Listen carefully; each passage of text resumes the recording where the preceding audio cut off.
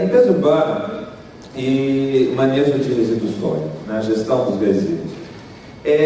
Nós temos hoje um novo marco legal, não da limpeza urbana, mas um marco legal dos serviços de saneamento, né? E a expressão aqui é saneamento básico, né? Como todos sabem, a lei recém-editada, porque ela ainda está sendo, vamos dizer assim, avaliada, é a Lei Federal 11.445, de 5 de janeiro de 2007, né? E ela estabelece diretrizes nacionais para o saneamento básico. Bom, existe, portanto, uma realidade voltada à gestão dos serviços de limpeza urbana, e a coleta de lixo está embutida, né, integrada no serviço de limpeza urbana e manejo de resíduos sólidos, anterior à lei do saneamento básico. Então nós temos uma realidade, temos modelos de gestão que eram adotados antes da lei. E certamente muitos, ou pelo menos alguns desses modelos, não podem mais ser adotados posteriormente, né, à edição da lei 11.445, que é de 5 de janeiro de 2007. Eu vou falar um pouquinho sobre isso, né, e colocar, enfim, algumas considerações. Somente para deixar claro a importância do tema, alguns números. Esse é um tema muito caro, em todos os sentidos, para as prefeituras, né? É caro porque as empresas de lixo são tradicionais financiadoras de campanha, não é? Vamos dizer assim, das campanhas para prefeito, né? Vereadores e tudo mais.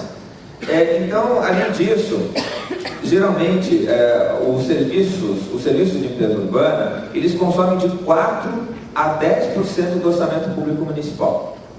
É bastante, mais do que a saúde, muitas vezes, né? E um outro dado importante é o volume, né, desses contratos. Vou dar um exemplo de São Paulo, porque São Paulo já assusta, né? Mas não é só São Paulo. Vejam só,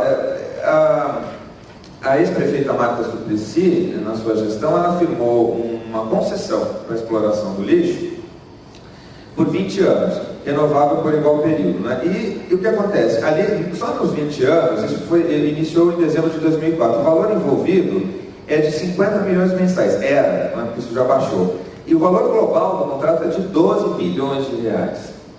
Né? O governador, o Serra, né, quando, enfim, acabou trabalhando isso também, acabou diminuindo, enfim, esses valores, isso foi negociado, né? Então, esse valor que era de 50 milhões passou a ser agora de 42 milhões mensais. Dados muito importantes também. No caso atual, aqui do Brasil, nós temos 12 capitais sem aterro sanitário. Então, 12 capitais não têm aterro sanitário. E das 14 restantes, pelo menos 5, né, têm a destinação final de resíduos, que tem aterros sanitários. A destinação está comprometida, porque os aterros têm vida útil menor de 1 ano, que é o caso aqui da Caximba, né, de Curitiba. Mas vou falar um pouco, se der tempo, né, desse consórcio municipal. Bom, então, como era feita a gestão do lixo antes da lei de saneamento básico?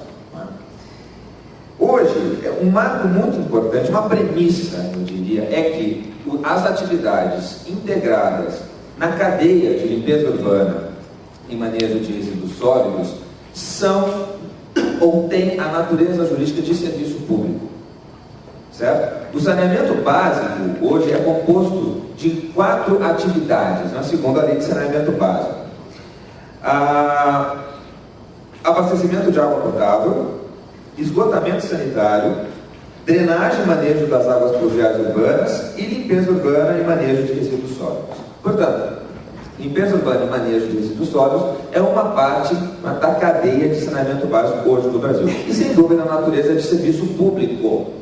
Isso é muito importante porque é tradição brasileira, ou era tradição brasileira, mas continua sendo, como eu pude evidenciar aqui nas pesquisas para a palestra, trabalhos que eu estou desenvolvendo, que a coleta de lixo e outras atividades que compõem, né, a limpeza e mesmo a gestão de resíduos sejam contratadas com base na lei 8666, com base na lei de licitações.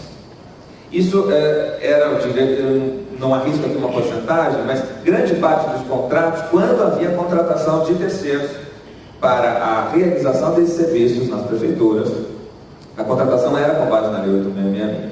Então, os serviços de limpeza eram integrados no conceito de serviço do artigo 6º da Lei de Licitação. Fazia-se, quando era feita a licitação, principalmente com base na técnica, melhor técnica ou melhor técnica e preço.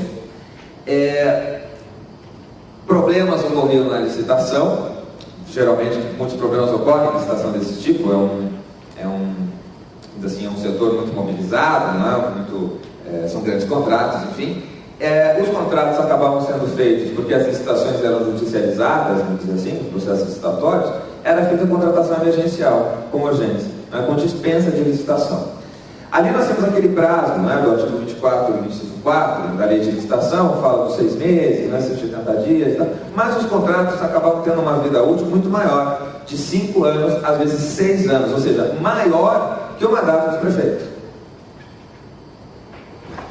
E essa ainda é uma realidade brasileira, ou seja, o lixo, então, era objeto de contratos de licitação, ou direto, com dispensa, ou pela via da concorrência, com essas durações de prazo, de no máximo 5 anos, que poderia ser passado para mais 12 anos.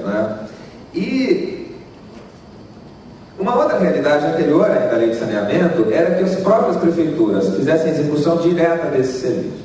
Então, isso poderia ser feito por órgão público municipal, em departamento, por exemplo, ou também por autarquias. Além de autarquias, a gente vai encontrar muitas empresas estatais que tinham como objeto social a prestação desses serviços. Nós vamos encontrar também as denominadas terceirizações dessas estatais ou de autarquias de algumas atividades embutidas nessa cadeia da limpeza urbana. Tudo isso antes da Lei de Saneamento.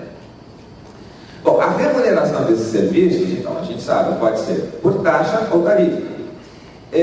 Dizer que a limpeza urbana sempre vai ser remunerada por taxa não é verdade, porque nós temos que fazer aquela distinção dos serviços públicos, que podem ser remunerados por taxa.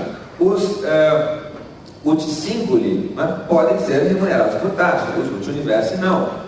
Então, a questão da coleta de lixo pode ser remunerada por taxa. O Supremo já determinou isso, há uma jurisprudência consolidada.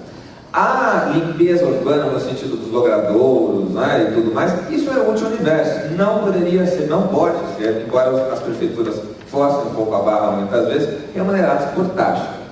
Aí ficaria a remuneração por tributos, outros tributos, obviamente, quando prestados diretamente, ou por contratos, enfim, que são feitos. Mas a administração paga ou pagava os prestadores para realizar esse tipo de trabalho.